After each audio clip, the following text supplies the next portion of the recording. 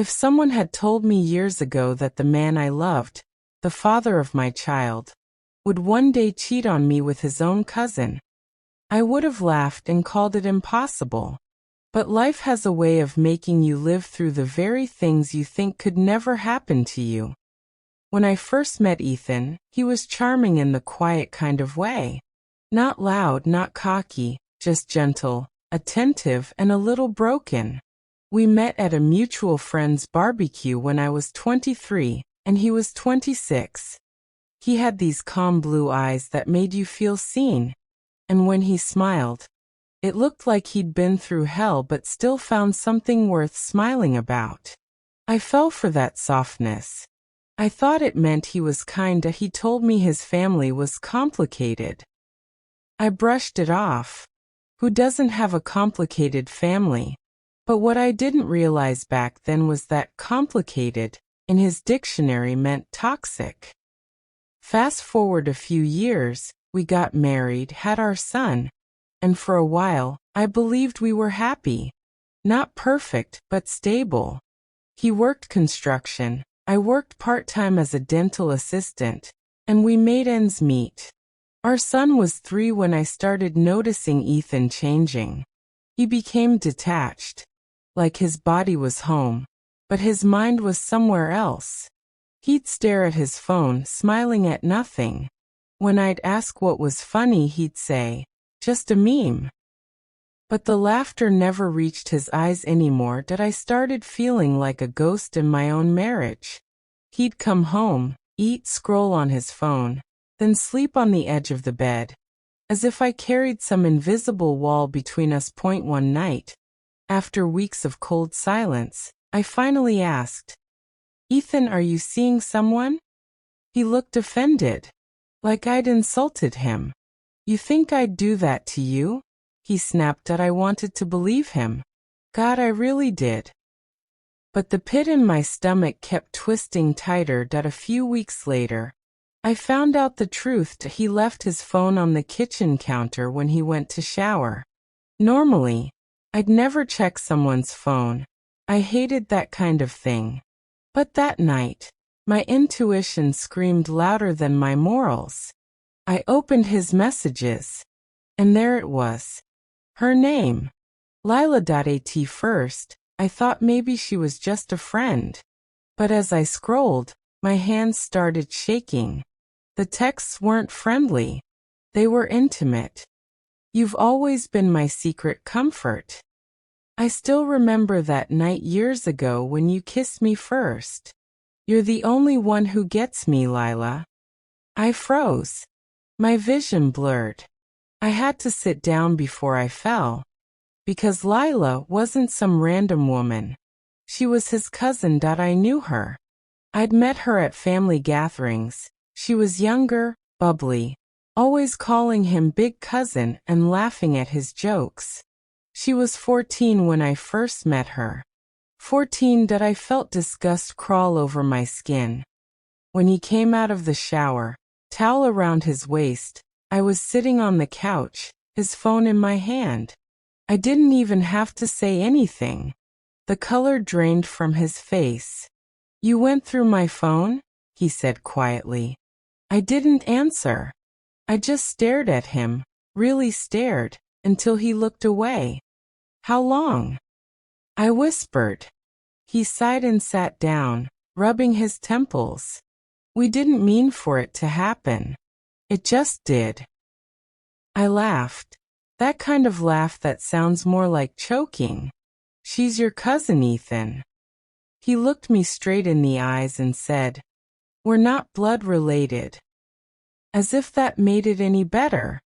I remember standing up, my whole body shaking. "You're disgusting," I said. "You're sick." He tried to touch my arm, but I yanked away. That night, I packed a small bag, grabbed our son, and went to my sister's place. I didn't even cry until the next morning when my boy asked, "Mommy, where's Daddy?" That broke me. In the days that followed, Ethan texted, called, begged me to talk. He said he'd end it with her, said it was a mistake. But the thing is, mistakes don't last months. Mistakes don't start when a man kisses his teenage cousin years before he meets you. That's not a mistake. That's a pattern that it's been a year since that night. What I call D-Day, Discovery Day. I've been in therapy since then, trying to piece myself back together. And just when I thought maybe, just maybe, I could start breathing again, he dropped another bomb. He called me last week, out of nowhere. Said he wanted to talk like adults. I agreed, thinking maybe he wanted to apologize or discuss co-parenting. Instead, he sat across from me at the cafe, folded his hands, and said, "I've been in therapy too, and I've realized something." I waited. "The reason I cheated," he said slowly, "was because you were emotionally abusive, manipulative. You made me feel trapped. Lila made me happy." For a second, I just stared. Then I laughed. Not because it was funny, but because it was the most delusional thing I'd ever heard.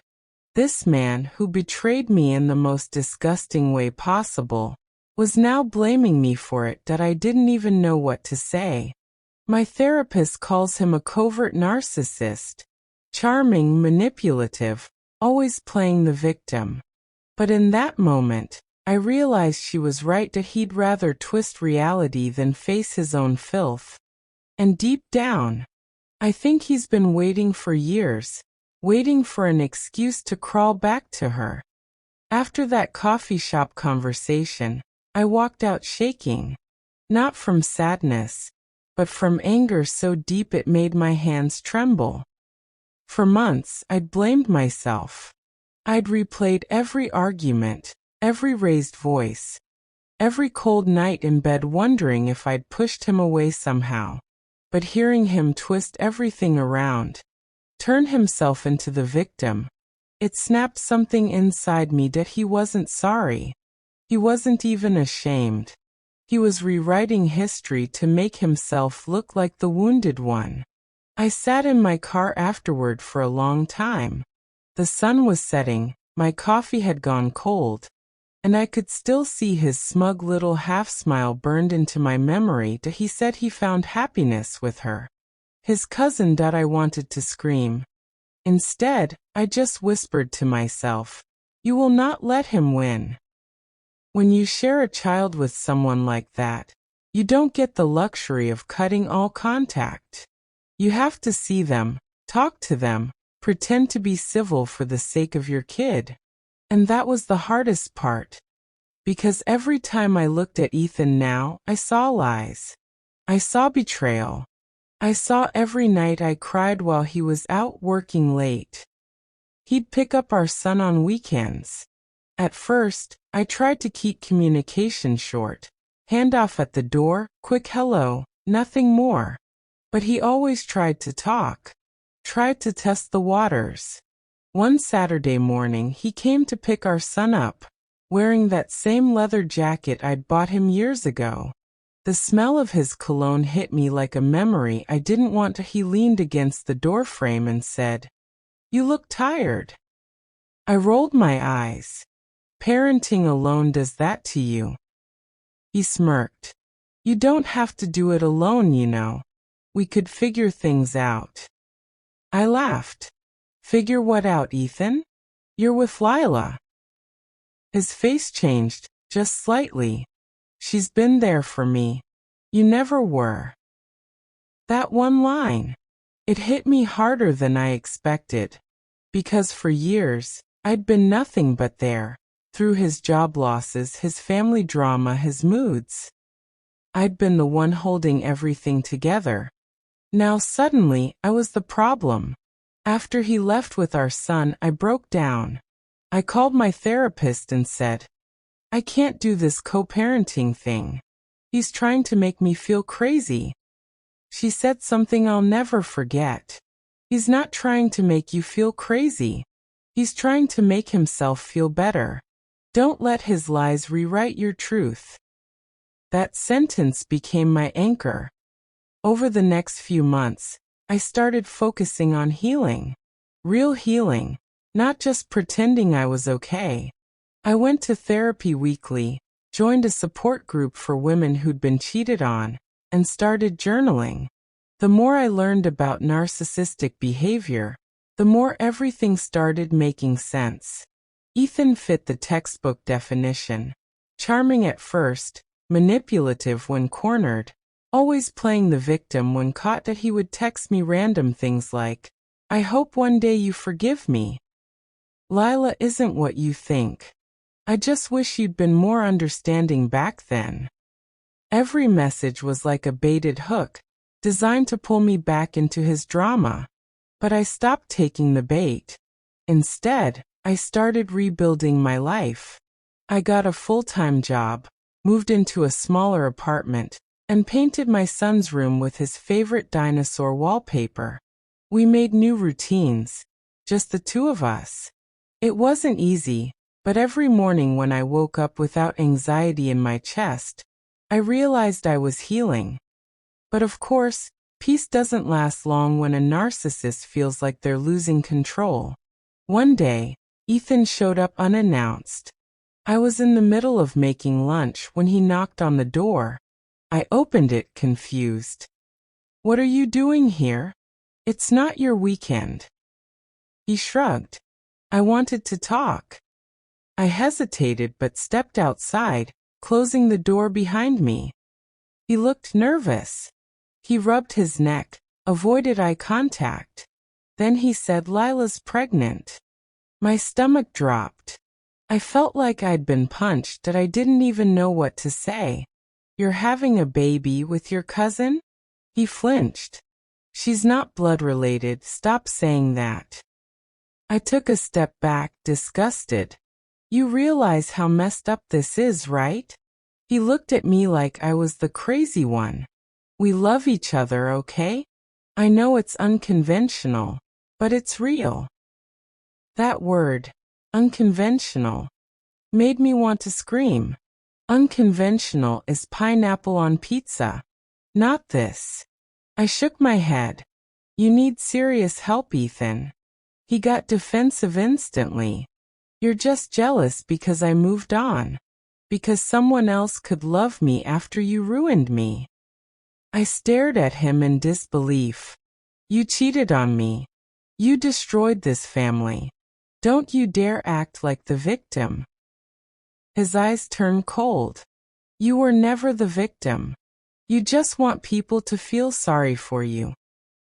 And in that moment I realized he genuinely believed it. He wasn't acting.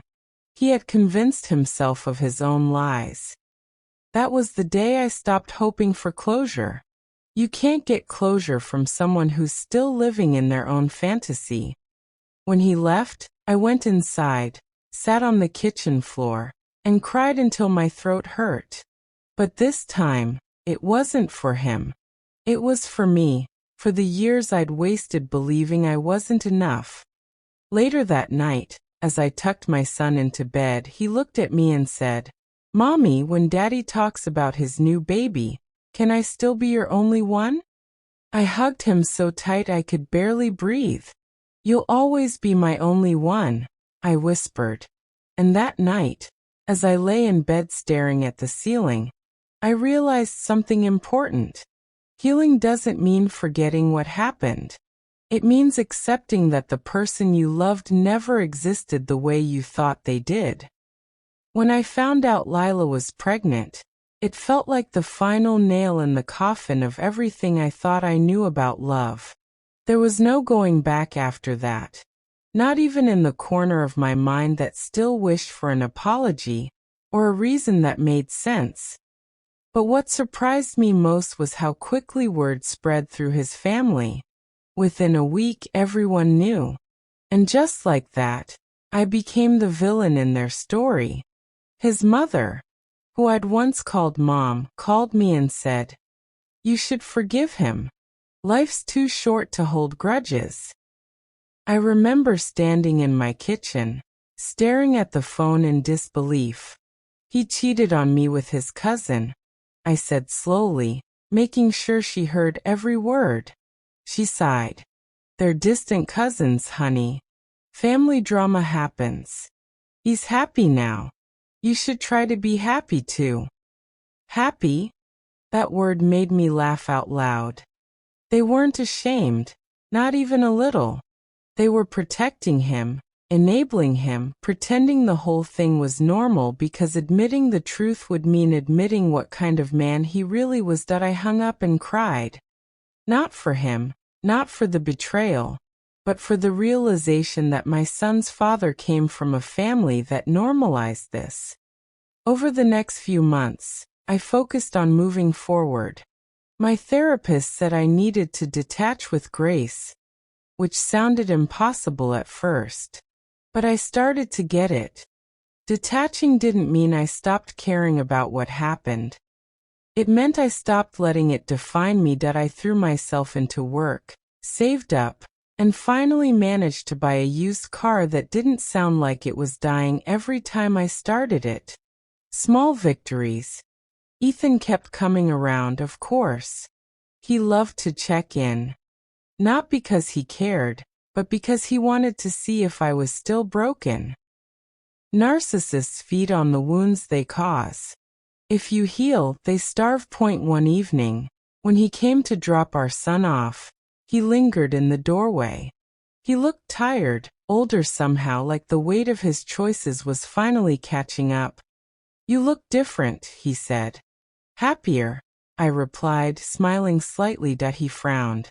So you're really done with me, huh? I raised an eyebrow. You have a pregnant girlfriend, Ethan. He looked away. Yeah, well, things aren't perfect. I didn't even respond. I just turned and called for our son. But later that night, his words stuck with me. Things aren't perfect. A few weeks later, I found out what he meant. A mutual friend texted me out of the blue. You didn't hear it from me, but Lila's having a hard time. Ethan's been going out drinking again. She's due in a month. I stared at my phone, feeling nothing. Not satisfaction, not pity, just an empty kind of calm.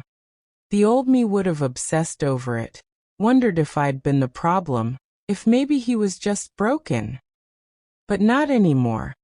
Still, curiosity is a stubborn thing. One day, while scrolling through Facebook, I saw a post. Lila had shared a maternity photo.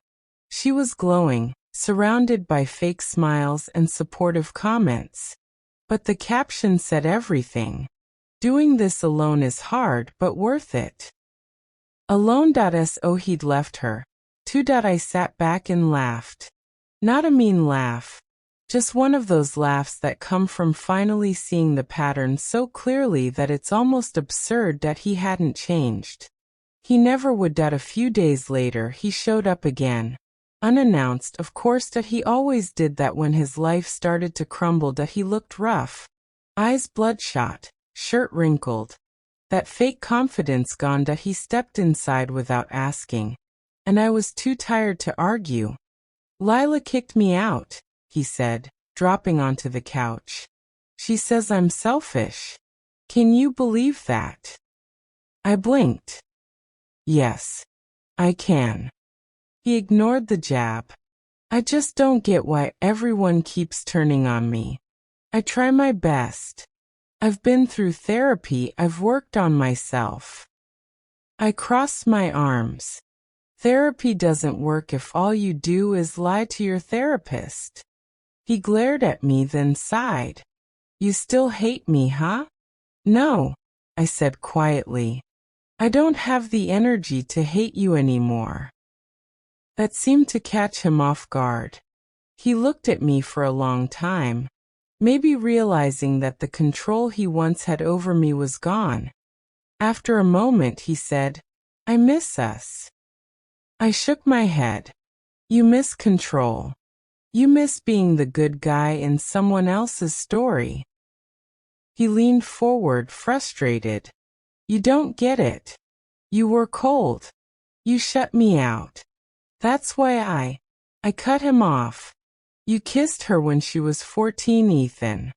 You didn't cheat because I was cold. You cheated because you're sick. Silenced, he looked at me, mouth opening and closing, but no words came out. For the first time, he didn't have a comeback. Finally, he stood up and said quietly, "You'll never forgive me, will you?" I met his eyes. "No. But I will forget you." And that was the truth.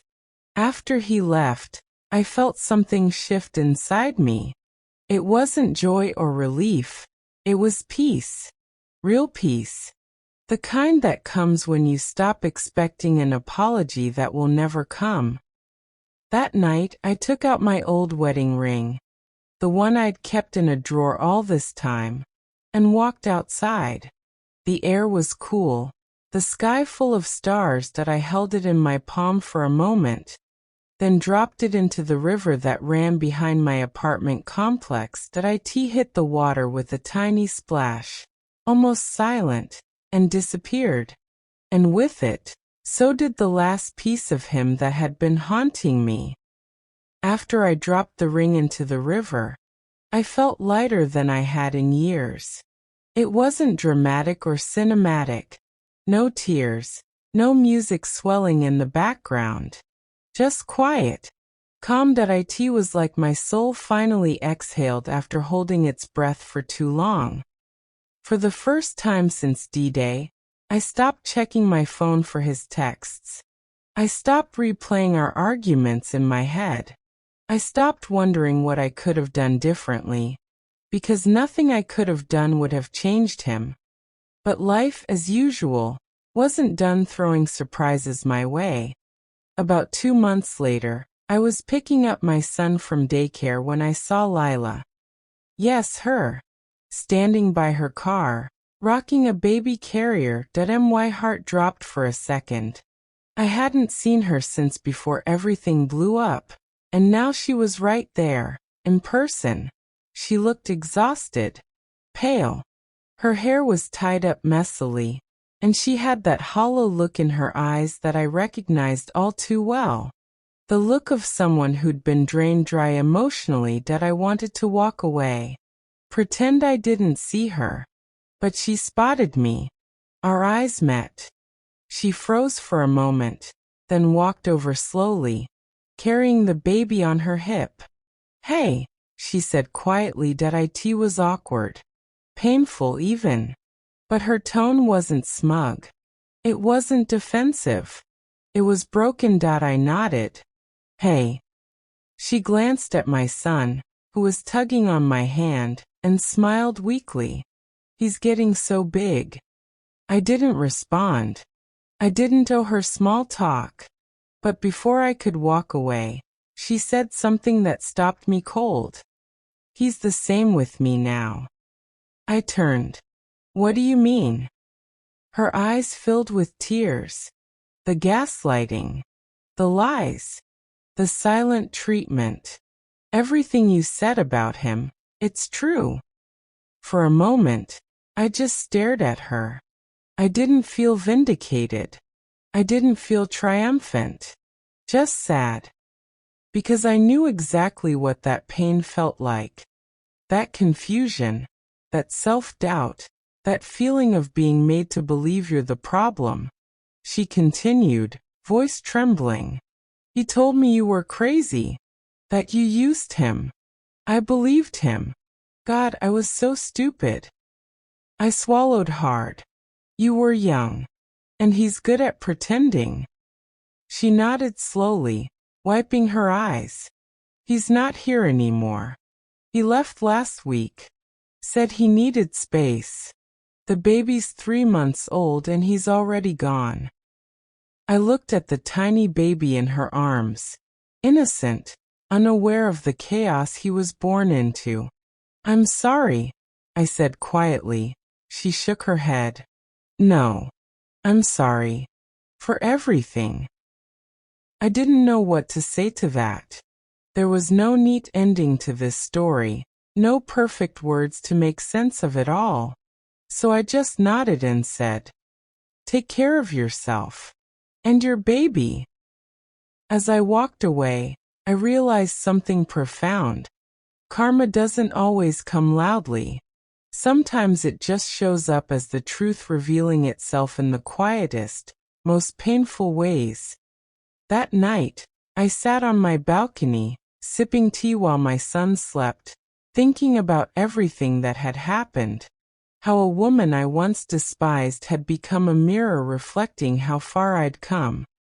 Ethan was still out there somewhere, spinning his stories, probably blaming both of us now. But I didn't care anymore. His chaos wasn't mine to manage. A few weeks later, I heard from his sister, one of the few people in his family who'd quietly taken my side. She called and said, "You're not gonna believe this, but Ethan got arrested." I froze. What? Apparently, he'd gotten into a bar fight. Something about money, drinking, and losing his job. He'd been spiraling for months. Part of me felt sorry, not for him, but for the version of him I used to love. The man I thought he was. But mostly, I just felt relief. Because for the first time, his life falling apart had nothing to do with me. When I told my therapist, she smiled gently and said, "That's what detachment looks like. Not celebrating his downfall, but recognizing it's not your burden anymore." And she was right. A few months passed. Seasons changed. My son started kindergarten, I got promoted at work, and we finally found a rhythm. Our mornings were full of laughter again. Every day I felt more like myself. The version of me I thought I'd lost forever. One evening, while making dinner, my phone buzzed. It was an email. From Ethan. The subject line said, "I'm sorry." For a long moment, I just stared at it. Then curiosity got the better of me, and I opened it. It was long. Paragraphs of half apologies and self-pity. He said he'd hit rock bottom. That he realized how much he'd hurt me. That Lila wanted nothing to do with him. That he was trying to find himself. But between the lines, I could still see the same manipulation. The same subtle attempts to pull me back into his orbit. That he wrote things like, "I wish you'd supported me more when I was struggling. You made me feel invisible sometimes. Maybe if we both had done things differently." No. There was no we. There was him. I didn't respond. I didn't even delete it.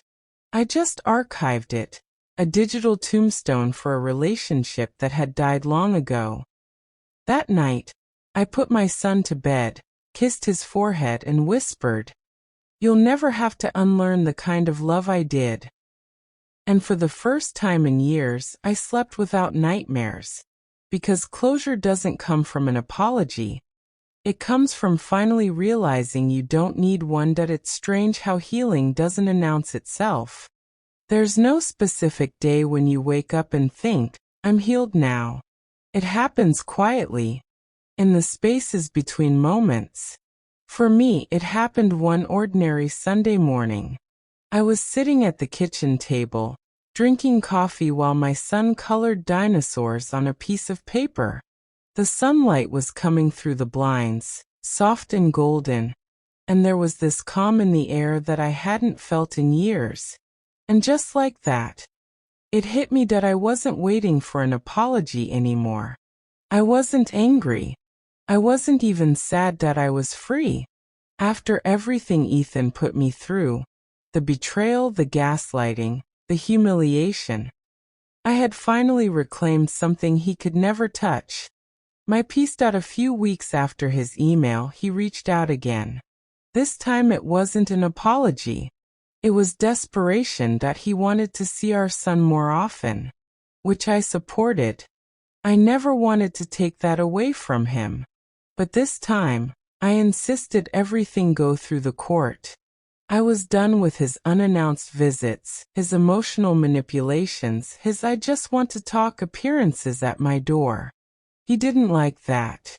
Narcissists never do when they lose control. He accused me of turning our son against him. He told mutual friends I was toxic, and vindictive. But instead of defending myself, I stayed silent. Because silence was my power now. Every lie he spread eventually died on its own, because people started seeing the pattern. You can only play the victim for so long before the mask slips that I kept focusing on my son and my job. Every milestone, every bedtime story, every small laugh felt like a quiet victory point. One day, I got a call from his sister again. Her voice was hesitant, almost embarrassed. "He's moving out of state," she said. "Trying to start over." I remember saying, "Good for him." And I meant it. Not because I wished him well, but because I truly didn't care anymore. His life, his chaos, his choices, none of it belonged to me. Months passed. Seasons changed again. I joined a local writing group, started journaling more.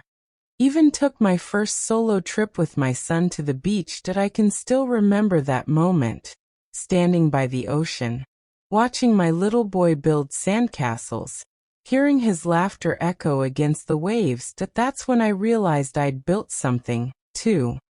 Not a castle, but a life. A peaceful, grounded, unshakable life. One night, after I tucked my son in, I opened my old journal, the one I started the week after D-Day. I flipped through the pages filled with heartbreak, confusion, rage, and grief. And then I reached the last entry. It said, "One day, I'll write a new story, one where I'm not the victim, but the survivor." And I smiled, because that day had come. A few months later, I ran into Lila again, this time at the grocery store. She looked better, healthier, stronger. Her baby was perched in the cart, smiling with chubby cheeks and bright eyes. We exchanged small smiles. There was no awkwardness this time, just quiet understanding. Two women who had both escaped the same storm. She told me she'd gone back to school, that she was doing therapy, and that she'd finally cut all contact with Ethan. "I should have listened to you," she said softly. I shook my head. "No. You just had to learn it the hard way. We both did." And in that moment, I realized, forgiveness doesn't always mean letting someone back in. Sometimes it just means letting go of the bitterness that's been weighing you down. We parted ways, both smiling. Two women who had walked through fire and made it out alive. A year later, on the anniversary of D-Day, I decided to do something for myself. I booked a babysitter, got dressed up, and took myself out to dinner. No date, no company, just me. As I sat there, sipping wine and watching the city lights flicker outside the window, I realized how far I'd come. There was a time when I couldn't even look at myself in the mirror without feeling broken. Now I saw strength. I saw survival. When the waiter came by with dessert, he asked, "Celebrating something special?" I smiled. "Yeah," I said softly. "Freedom." I won't lie and say I don't think about the past sometimes. There are still nights when a memory sneaks in, his voice, his laughter. The moment I first discovered the truth. But it doesn't hurt anymore. It's just distant. Like an old movie I've watched too many times to feel anything about. And when people ask me how I got over it, I tell them this. Healing isn't about pretending it didn't happen. It's about knowing it happened and choosing peace anyway. Because that's what recovery from emotional abuse really is. Not erasing the past, but reclaiming your future. Now, every morning when I pack my son's lunch and kiss his forehead before school, I remind myself that I broke a cycle, that he'll grow up knowing what love should look like, that he'll never have to unlearn manipulation disguised as affection. And that more than revenge, more than closure, is the greatest victory of all. Sometimes I still see Ethan's name pop up on social media. A new city, a new job, a new fresh start. I scroll past without a second thought. Because when you finally make peace with your past, even your ghosts stop chasing you. And that's my story.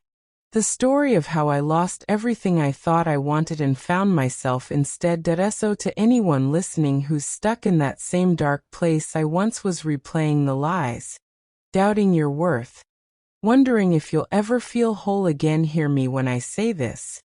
You will point one day. You'll wake up and realize the storm has passed. And when you do, you'll see something beautiful in its aftermath. You survived.